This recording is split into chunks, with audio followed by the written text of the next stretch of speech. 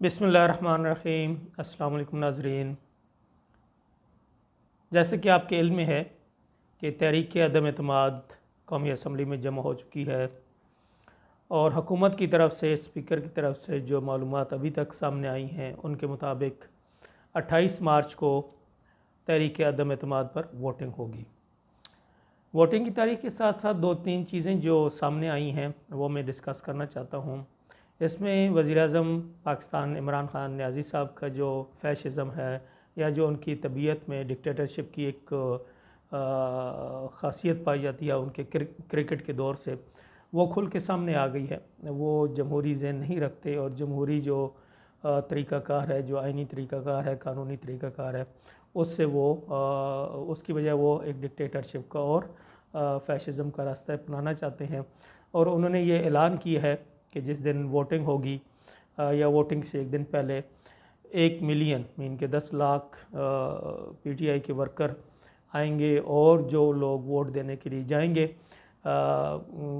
इस तहरीक अदम एतमाद में वोट ऑफ नो कॉन्फिडेंस, तो उन लोगों को इन्हीं 10 लाख लोगों में से गुज़र के जाना होगा और फिर इन्हीं लोगों में से वापस आना होगा। और फवाद चौधरी जो कि वज़ीर इत्तलात हैं पीटीआई के, उन्होंने तो कहा कि देखते हैं कि कौन माई का लाल इमरान खान के ख़िलाफ़ वोट देता है और फिर इन 10 लाख लोगों में से वापस आता है। मीन कि उसने ओपनली एक धमकी दे दी है कि हम देखते हैं कि कौन वोट देता है और फिर कौन सही सलामत वहाँ से जाता है। मीन के एक खून खराबे की और अनारकी की सूरत हाल पैदा करने की कोशिश की जा रही है। दूसरी तरफ अब चौधरी परवेज़ लाई का भी जो दिल की ख्वाहिश थी, वो जो सौदाबाजी की उनकी एक खसूसियत है, उसमें मैं बात करूँगा कि जब मैंने NA-65 का ज़िमनी इलेक्शन लड़ा चौधरी साले के ख़िलाफ़, तो उस वक्त मुझसे इन्होंने किस तरह से सौदेबाजी करने की कोशिश की थी और क्या डिटेल थी, इन्होंने कैसे कैसे किन ज़रियों से मुझे अप्रोच किया था। और फिर क्योंकि उस वक्त मैं election ex chief justice Iftikhar Chaudhry साहब की पार्टी के टिकट से लड़ रहा था, तो इफ्तिखार चौधरी साहब से इन्होंने रब्ता किया था और इफ्तिखार चौधरी साहब ने मुझे क्या कहा था, तो वो भी इंशाल्लाह मैं नेक्स्ट जो व्लॉग होगा उसमें डिस्कस करूँगा, क्योंकि आज मैं डिस्कस करूँ तो ये लंबा हो जाएगा। तो चौधरी परवेज़ इलाही की भी जो ख्वाहिश है वो मुंह पे आ गई है, ज़बान पे आ गई कि जी जो हमें पंजाब का वज़ीर आला बनाएगा और उसके अलावा नेक्स्ट इलेक्शन में सीट एडजस्टमेंट करेगा तो हम उसके साथ जाएंगे। और साथ साथ एक और चीज़ कि ये जो बकिया पीरियड है तकरीबन 1.5 साल का, ये भी पूरा होगा तो तब मीन कि उनकी ये ख्वाहिश है कि मुझे वज़ीर आला बनाया जाए और फिर मुझे 1.5 साल पूरा करने दिया जाए और 1.5 साल के बाद फिर जब इलेक्शन आए तो उसमें सीट एडजस्टमेंट की मीन कि उनकी 3 शराइत हैं, वज़ीर आला, उसके अलावा जो सीट एडजस्टमेंट है और फिर जो ये टर्म है इसको पूरा करना, तो ये उनके ज़बान पे आ चुकी है। दूसरी तरफ जब इमरान खान साहब ने अपने लोगों को कॉल किया कि वो आएंगे और जलसा होगा, तो साथ ही मौलाना फजल रहमान और फिर जो नून लीग के लीडरशिप है उन्होंने भी ये ऐलान किया राना सनाउल्लाह ने कि हम भी अपने लोगों को बुलाएंगे और हम भी अगर वो 10 लाख लाएंगे तो हम 20 लाख लोग लाएंगे। मीन के एक अनारकी की सूरत हाल सामने आ रही है। और इस वक्त आपके इल्म में है कि 23 मार्च पाकिस्तान का कौमी दिन है। इस दिन जो एक परेड होती है आपको पता है मिलिट्री की, वो होगी। इसके अलावा OIC का जो वज़राए ख़ारजा का इजलास होने जा रहा है उसमें 40 से 45 ममालिक के वज़राए आला ने आना है। तो ये उस वक्त इन हालात में ये एक मुश्किल सूरत हाल बनेगी। और अभी आज की जो अपडेट है मौलाना फजल रहमान की तरफ से, उन्होंने ये कहा कि हम 25 मार्च को इस्लामाबाद पहुँचेंगे ताकि ये जो 23 मार्च की परेड है वो भी हो जाए और जो वज़राए आला का OIC के जो वज़राए आला का जो इजलास है वो भी खैर आफियत से हो जाए, तो हम उसमें कोई बदमज़गी नहीं पैदा करेंगे, कोई रुकावट नहीं होगी। दूसरी तरफ ये भी आज जो फ़ौजी क़यादत इस्टेब्लिशमेंट थी उनके भी जो कोर कमांडर्स का इजलास हुआ है और उसमें भी यही चीज़ सामने आई है कि वो लोग ये चाह रहे हैं कि जो रेड जोन का एरिया है वहाँ पे कोई इस तरह की एक्टिविटी ना हो। और इसी तरह से फिर वज़ीर दाखिला की तरफ से भी ये बात सामने आ रही है कि रेड जोन का एरिया सारे का सारा जो एरिया होगा वो रेंजर्स के हवाले किया जाएगा और किसी को भी वहाँ दाखिल होने की इजाज़त नहीं होगी। तो यही सबसे बेस्ट है कि पहली बात तो किसी भी जमात के, चाहे वो हुक्मरान जमात है चाहे अपोजिशन जमात है, उनके लोगों को यहाँ जमा होना ही नहीं चाहिए, क्योंकि ये एक आइनी और कानूनी रास्ता है। किसी भी वज़ीर आज़म, वज़ीर आला जो मुंतखब है उसके ख़िलाफ़ तहरीक अदम एतमाद लाई जा सकती है और उस पर वोटिंग हो सकती है। अगर वो तहरीक अदम एतमाद कामयाब हो जाती है तो उस वज़ीर आज़म या वज़ीर आला को सीट छोड़नी है। ये एक कानूनी और आइनी रास्ता है। और अगर तहरीक अदम एतमाद नाकाम हो जाती है तो वो अपनी सीट भी बरकरार रखता है और अपनी जो ज़िम्मेदारी हैं, कौमी ज़िम्मेदारी हैं, वो सर अंजाम देता रहता है। इसमें कोई अनाद, कोई जो है ना दुश्मनी और कोई सीना जोरी और कोई डिक्टेटरशिप, कोई अमरीत, कोई सी फैसिज़म का कोई जो है ना शायबा नहीं होना चाहिए, या जिसमें आप कह लें कि ना कोई इसमें सीना जोरी कर सकता है, ना फैसिज़म दिखा सकता है। उन्होंने लाजमन कानून और आइन को फॉलो करना होता है। तो अब देखते हैं कि सूरत हाल क्या बनती है, लेकिन नज़र यही आ रहा है कि ये मामला तय हो जाएगा। और अब जो करंट सूरत हाल है गवर्नमेंट की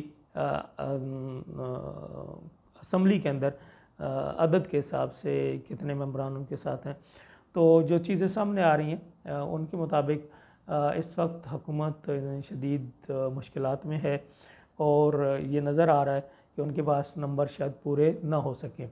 उनके जो इत्तेहादी हैं बकौल परवेज़ इलाही के, वो भी उनको छोड़ के जा रहे हैं और उनका ज़्यादा 100% जो झुकाव है वो अपोजिशन की तरफ है। इसी तरह से ये भी आ रहा है कि जो पीटीआई के तकरीबन 19 से 20 मेंबरान के बारे में बात आ रहा है कि उनमें से कुछ 10 के करीब उनका नून लीग से पैचअप हो चुका है। जो 5 हैं उनका मेरे ख्याल में पीपल्स पार्टी से हो गया और 4 या 5 का JUIF मौलाना फजल रहमान की जो पार्टी है उसके साथ हो चुका है। तो इस तरह की सूरत हाल है। अब ये तो ज़रूरी है, इसके तो मैं भी हक़ में हूँ कि इमरान ख़ान साहब को जो आइनी और कानूनी तरीका उस तरीके से रिमूव किया जाए, क्योंकि इनके दौर में मुल्क ने तरक्की नहीं की, बल्कि जो तरक्की का जो था वो तरक्की माकूस हुई है, पाकिस्तान पीछे की तरफ आया। इसी तरह से जो जमहूरी रवैये थे वो कम हुए।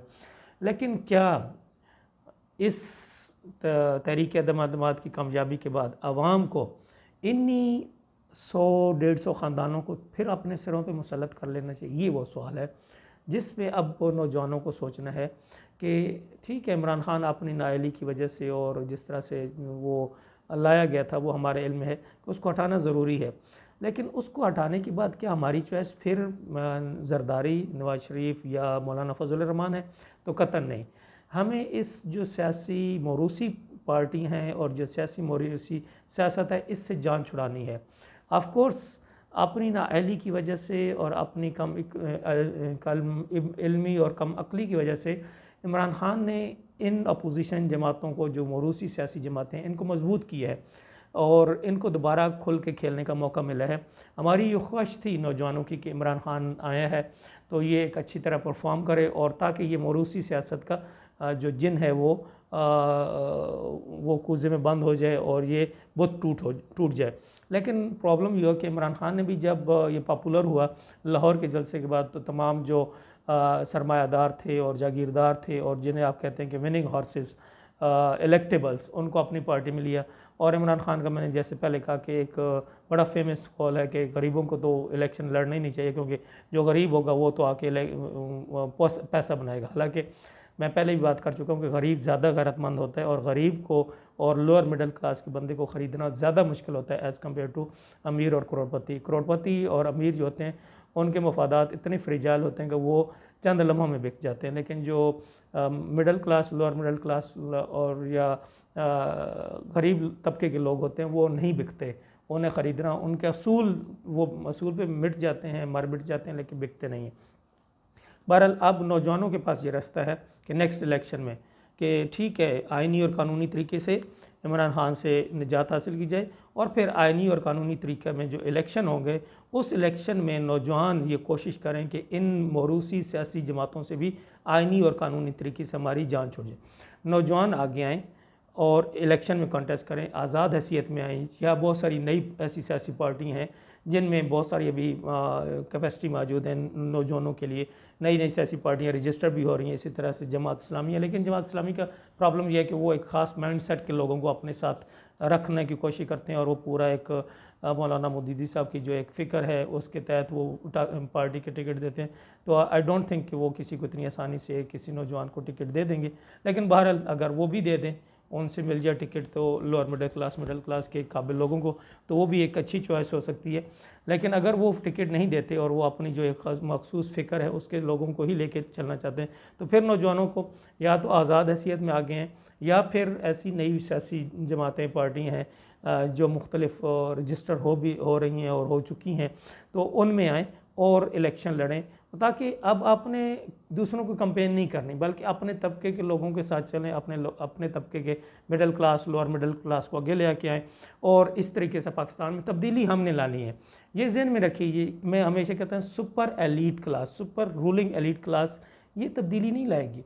ये जो कुछ कर रहे हैं आज आपके सामने आ रहा है कि इमरान खान अपनी सीट को बचाने के लिए अमरीत पर उतर आया, परवेज़ इलाही साहब वज़ारत आला लेने के लिए सौदाबाजी पर उतर आए, तो सारे इसी तरह से जो नवाज शरीफ, शहबाज शरीफ और आसिफ अली जरदारी जो एक दूसरे के दुश्मन थे और एक दूसरे को शदीद तरीन दुश्मन तो लफ्ज़ में नहीं कहूँगा, शदीद तरीन सियासी मुखालिफ थे, वो भी आपस में किस लिए मिल गए कि इन्होंने अपने बच्चों को आगे लाना है।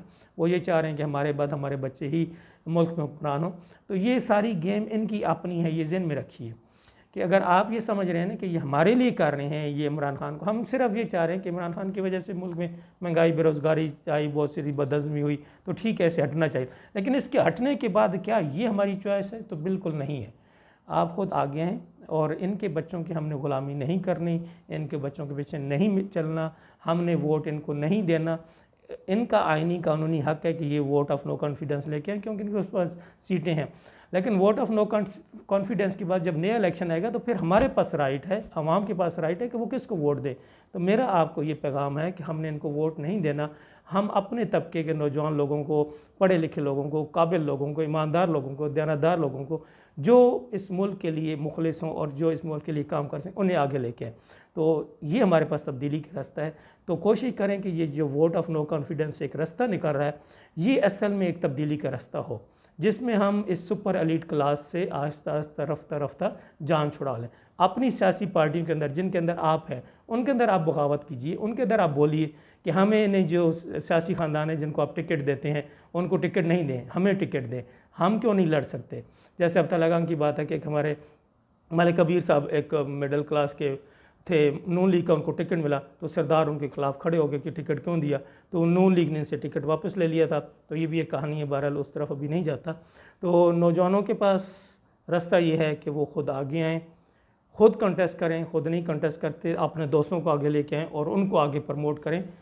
वक्ती तौर पर मे भी आने वाले इलेक्शन वो हार जाएंगे, थोड़ा सा वोट लेंगे, लेकिन क्या होगा कि 2-3-5 साल में जब ये आपके दोस्त, आपके यार आगे चलेंगे तो यही एक पॉलिटिकल फोर्स बन जाएगी। और इंशाल्लाह वक्त आएगा कि जब मिडिल क्लास और लोअर मिडिल क्लास, इस सुपर एलीट क्लास को जो चंद ख़ानदानों पे मुश्तमिल है, उसको मैदान सियासत से बाहर निकाल देगी और वो असल तब्दीली होगी पाकिस्तान में।